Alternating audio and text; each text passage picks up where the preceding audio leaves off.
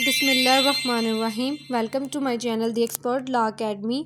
आज की वीडियो में जो हम डिस्कस करेंगे वो LLB पार्ट 1 4 ईयर का सब्जेक्ट है, introduction to law and legal system.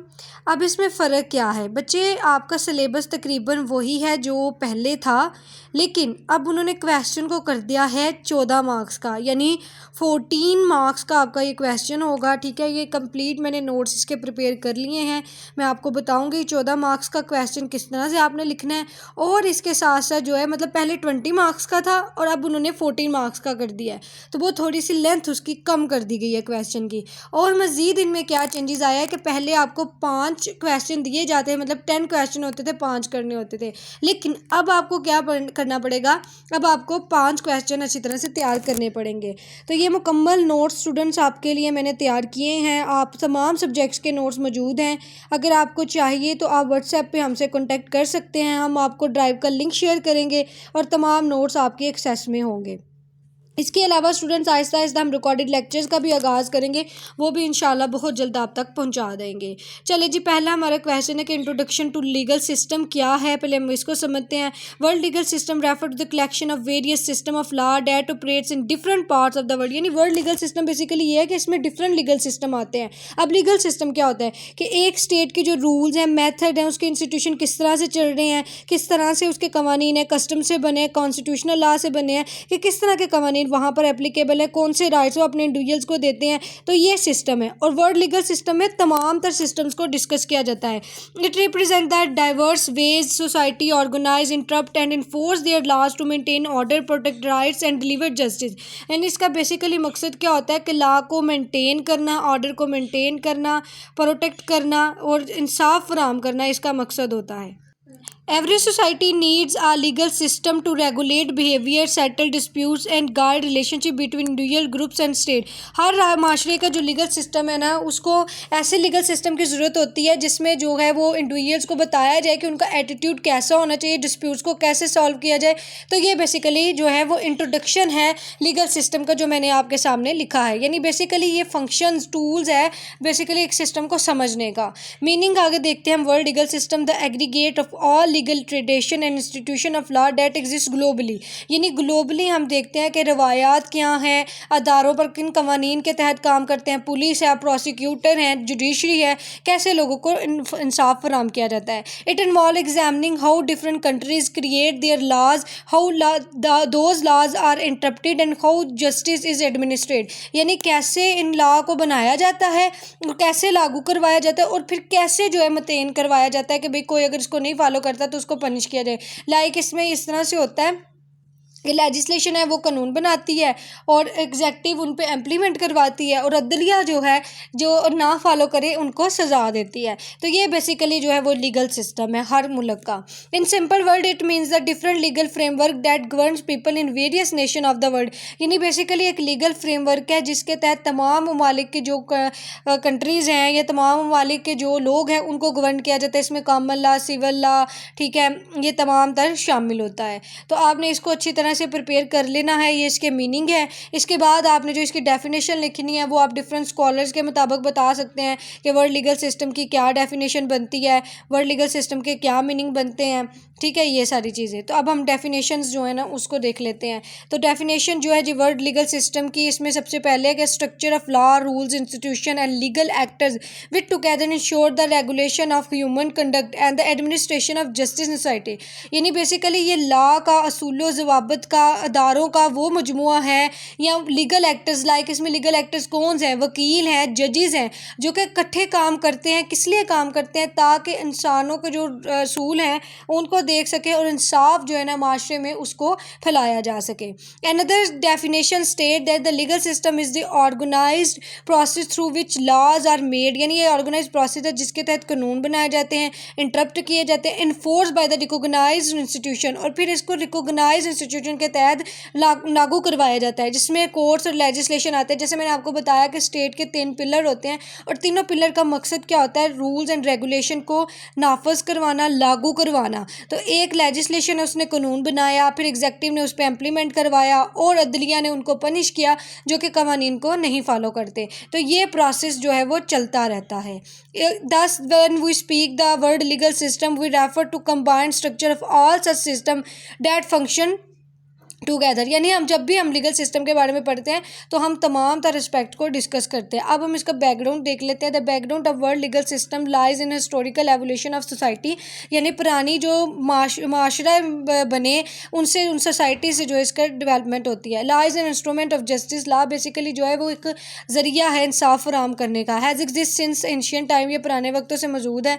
The earliest legal tradition emerge in the civilisation of Mesopotamia, Egypt, China and India. मतलब पहली तहजीब देखें तो वहाँ पे जो कवानीन ऑर्गेनाइज हुए वो मेसोपोटामिया, इजिप्ट, चाइना और इंडिया में आते हैं। Later the Roman empire developed a sophisticated legal code which became the foundation of the civil law system still used in many part of the world. उसके बाद जो है फिर रोमन लॉ आता है, ठीक है। रोमन एम्पायर ने लीगल कोड को जो है वो कोडिफाइड फॉर्मेट में ले आए और वो सिविल लॉ की शक्ल अख्तियार कर गया और वो कॉर्पस जुरिस सिविल के नाम से पूरी दुनिया में अब डिफरेंट पार्ट्स में प्रोवाइड किया जाता है। इसके अलावा मेन वाइल इन इंग्लैंड, इसी तरह से इंग्लैंड में इसी वक्त कॉमन लॉ सिस्टम डेवलप्ड हुआ थ्रू जुडिशियल डिसीजन, जिसमें जुडिशियल डिसीजन को देखा जाता था and precedent rather than written codes. मतलब वहाँ पे जो है जजेस के बनाए हुए कवानीन को एक्सेप्ट किया जाता था, ना कि जो है वो सिविल लॉ कोडिफाइड फॉर्मेट में कवानीन को फॉलो किया जाए।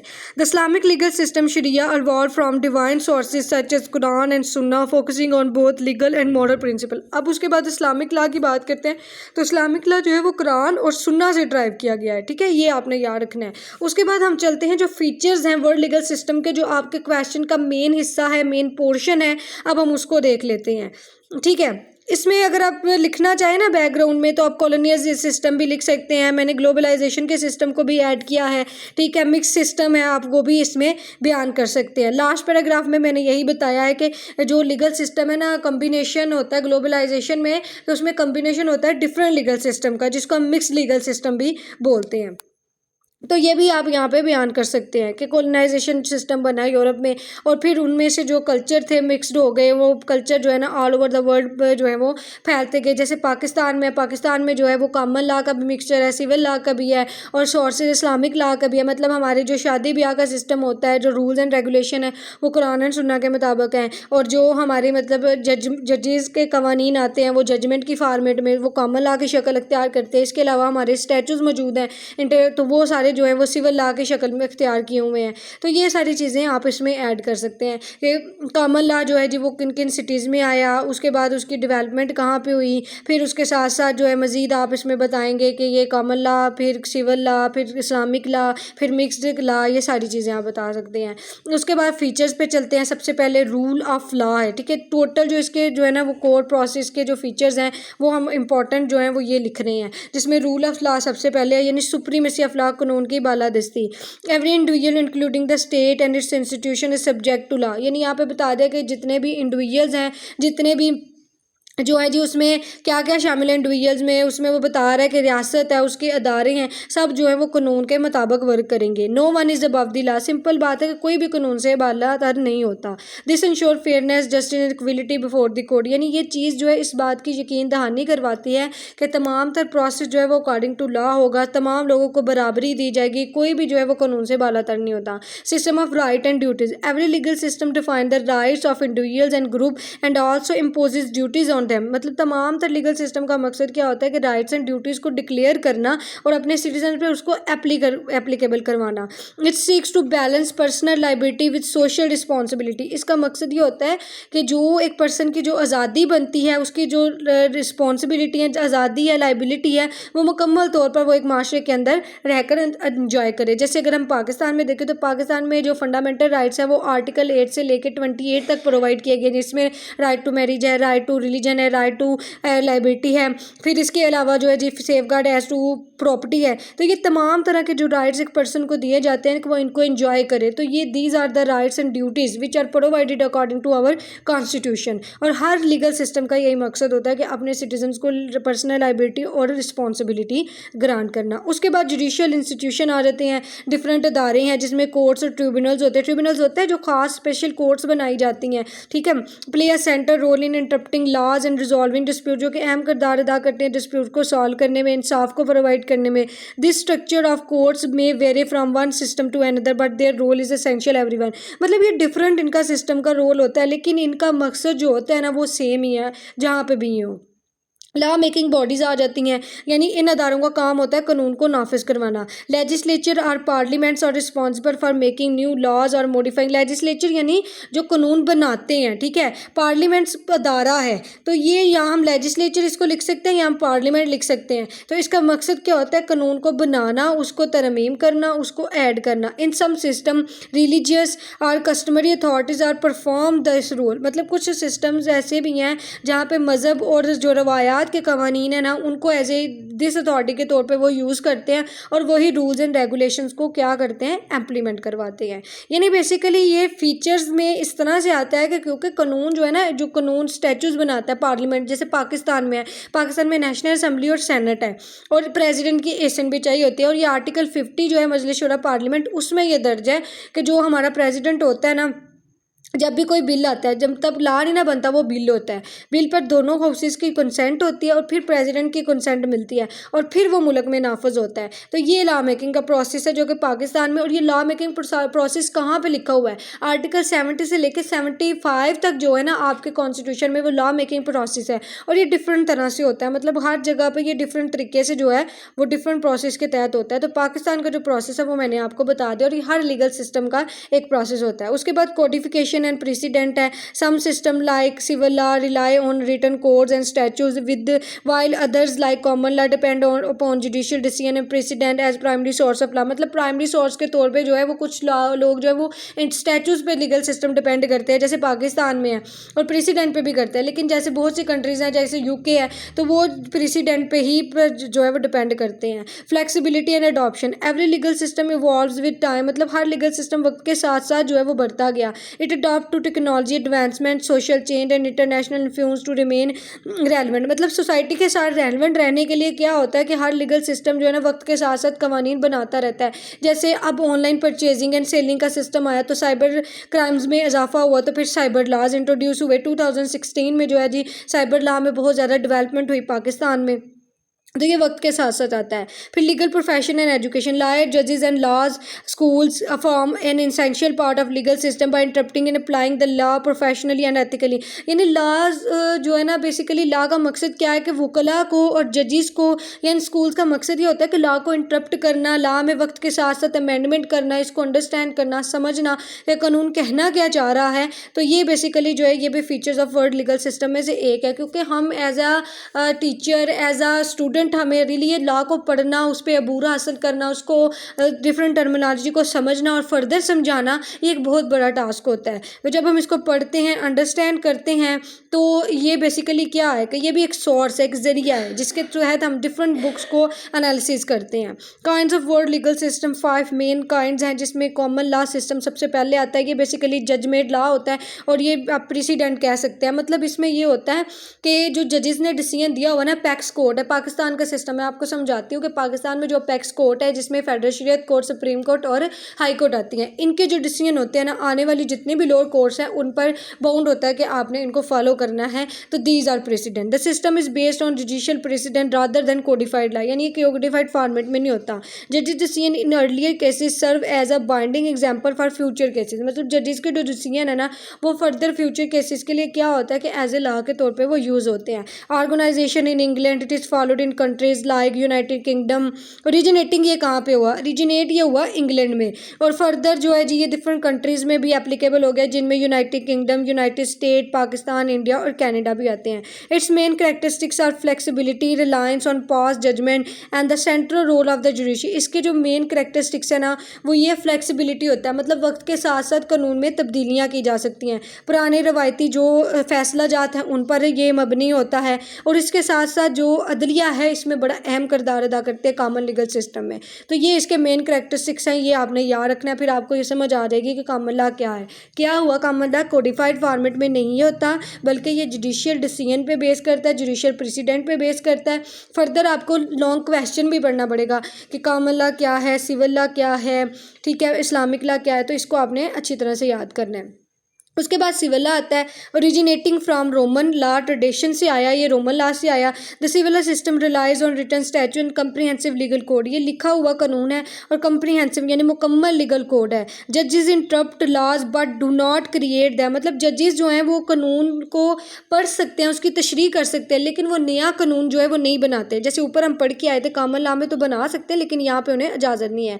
This system is widely use in France, Germany, Italy, Japan and many part of Europe and Latin America, यानी ये बहुत सी कंट्रीज़ में, फ्रांस में, जर्मनी में, इटली में, और इन कंट्रीज़ में ये अभी भी जो मौजूद है, और पाकिस्तान में भी ये मौजूद है। उसके बाद इस्लामिक लॉ शरिया आ जाता है। शरिया जो बेसिकली ये कुरान, सुन्ना, इजमा एंड कियास, एनोलॉजी, इत्तेहाद, तो इन प्रिंसिपल्स पे जो है वो बेस करता है, यानी हमारे मुल्क में जितने भी कवानीन है वो according to the injunction of Islam है। अगर आप कॉन्स्टिट्यूशन ऑफ पाकिस्तान के आर्टिकल 227 को पढ़े तो उसमें लिखा हुआ है, all existing law shall be conformative with the injunction of Islam as laid down in holy Quran and Sunnah, यानी जितने भी कवानीन बनाए जाएंगे हमारे मुल्क में वो अकॉर्डिंग टू क्या होंगे, इस्लामिक लॉ होंगे, ठीक है, कोई भी कानून मुनाफी नहीं होगा। अगर आप देखें मुस्लिम पर्सनल लॉ को देखें तो इनहेरिटेंस का, विल का, वक़्फ़ का, और जो शादी का तरीक़ाकार है, निकाह का प्रोसीजर है, मेंटेनेंस का प्रोसीजर है, वो अकॉर्डिंग टू इस्लामिक लॉ ही चल रहा है। It governs both public and private life, ये पब्लिक और प्राइवेट लाइफ दोनों पे इम्प्लीमेंट होता है। एम्फिसाइजिंग जस्टिस, इसका मकसद इंसाफ फराहम करना होता है, इक्वलिटी, बराबरी को प्रोवाइड करना होता है, एंड मॉरल कंडक्ट और अखलाकी इक़दार प्रोवाइड करना इसका मकसद होता है। और it operates in Saudi Arabia, Iran, Pakistan and other Muslim majority countries में ये जो है एप्लीकेबल है। उसके बाद अगर आप मज़ीद चलें तो कस्टमरी लॉ सिस्टम क्या होता है। कस्टमरी लॉ जो पुरानी रवायात पे बेस करता है। This system is based on the custom, tradition and long standing practice of a community, मतलब पुराने रवायती निज़ाम पे जो बेस करता है उसको हम कहते हैं। ठीक है, इक़दार लोग अपने कस्टम रवायात को फॉलो करते हैं, ये वो चीज़ है। ये अफ्रीकन, पैसिफिक एंड इंडिगनस सोसाइटी, यानी पैसिफिक इंडिगनस सोसाइटी के जो पास रहने वाले खाना बदोश लोग हैं वो वहाँ पे एप्लीकेबल होता है। Where law is viewed as a living tradition rather than a set of written rule, मतलब वो अपना लिविंग स्टाइल बना लेते हैं, बल्कि वो रिटन कोर्स पे डिपेंड नहीं करते। उसके बाद मिक्स लीगल सिस्टम है, ये ग्लोबलाइजेशन लेवल पे फैला होता है, और इसमें मतलब डिफरेंट कंट्रीज़ के कम्बिनेशन होता है, दो या दो से ज़्यादा सिस्टम का, कल्चर्स का, हिस्टोरिकल जो उनकी नीड्स होती हैं, बेसिकली ये उस पर बेस करता है, यानी पुराने रवायती सिस्टम पे ये जो है ना मिक्स लीगल सिस्टम बेस करता है। इसमें अगर आप देखें तो हमारे मुल्क में क्या है कि हम जो है दूसरे कंट्री से इंस्पायर होते हैं कि जो कंट्री इतनी ज़्यादा तरक्की याफ्ता है, किन वजह से वो तरक्की याफ्ता हुई, तो हमने भी उनका सिस्टम जो डेमोक्रेसी का उसको अडॉप्ट किया। हमने कहा कि भाई ये जो सिस्टम है डिक्टेटरशिप का ये बेहतर नहीं है, तो ये ज़्यादा बेहतर है, इसको अडॉप्ट किया जाए। For instance Malaysia combines Islamic and common law, Malaysia में हमने देखा कि उन्होंने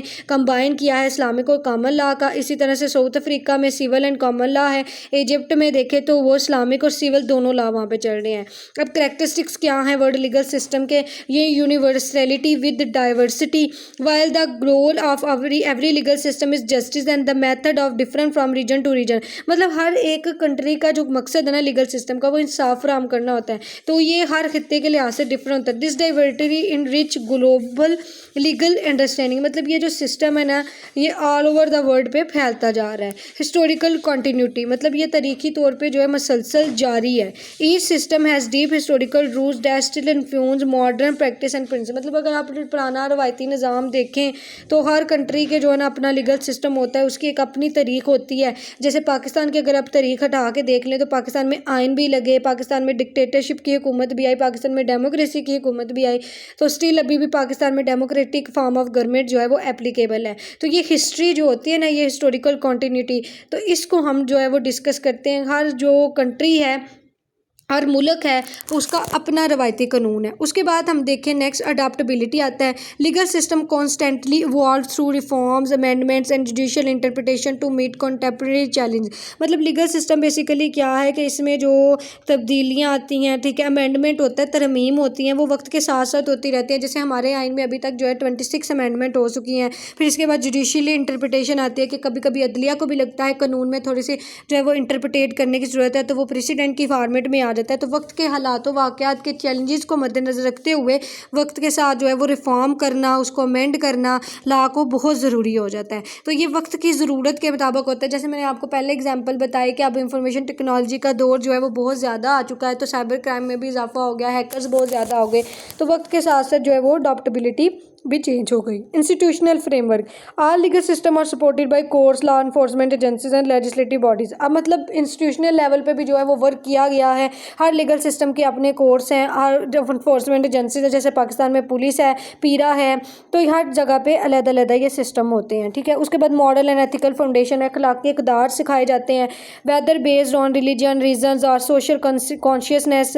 legal system uphold ethical values, मतलब हर लीगल सिस्टम के कुछ रवायात हैं, मजहबी इक़दार है जिसको वो फॉलो करते हैं। सोर्सेज बेस्ड स्ट्रक्चर है, यानी कहाँ से ये उनका लाइव लॉ जो है वो ड्राइव्ड हुआ, क्या क्या उसके ज़राए हैं, उसमें स्टैचू भी आ जाते हैं, प्रेसिडेंट भी आ जाते हैं, मज़हब भी आ जाता है, टैक्स कस्टम भी आ जाते हैं। डिफरेंट आइडेंटिटी से जो है वो मिलकर कानून बनता है, कभी कहीं पे ट्रीटीज़ भी हैं, तो ये डिफरेंट है, तो ये आपने याद करना है। उसके बाद ग्लोबल इंट्रैक्शन है। In the modern world no legal system operate in isolation, मतलब दुनिया दौरे जदीद में तो कोई भी लीगल सिस्टम तनहा काम नहीं कर सकता। International law, globalization and human right norms influence national legal system, मतलब अब जो इंटरनेशनल लेवल पे कवानीन बन गए हैं, जैसे यूनाइटेड नेशन के मेंबर हैं, 139 मेंबर्स हैं, तो उन्होंने हर कंट्री के लिए रूल्स एंड रेगुलेशन बताए हुए हैं कि भाई इसको आपने फॉलो करना है इंटरनेशनल ट्रीटीज़ को परफॉर्म करने के लिए। तो अब वो जो इंटरनेशनल लेवल पे नॉर्म्स एंड रूल्स बनते हैं वो सोसाइटी के जो अंदरूनी सिस्टम है, यानी जो स्टेट का अपना सिस्टम है, उस पर भी असरअंदाज करते हैं। इसके बाद अपने कंक्लूजन लिख देना है। ये आपका पूरा क्वेश्चन था जिसमें हमने इसके मीनिंग, स्कोप,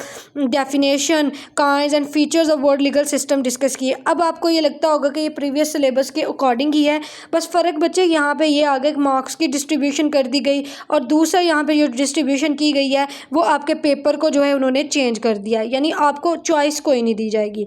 तो एक अपॉर्चुनिटी ये आपके लिए आ जाती है कि आपके पेपर क्लास जो है वो कॉलेज में होंगे, और नेक्स्ट सेमेस्टर के जो आपके पेपर होंगे वो यूनिवर्सिटी कंडक्ट करेगी। तो बच्चों मेहनत करें, डिग्री को थोड़ा सा टफ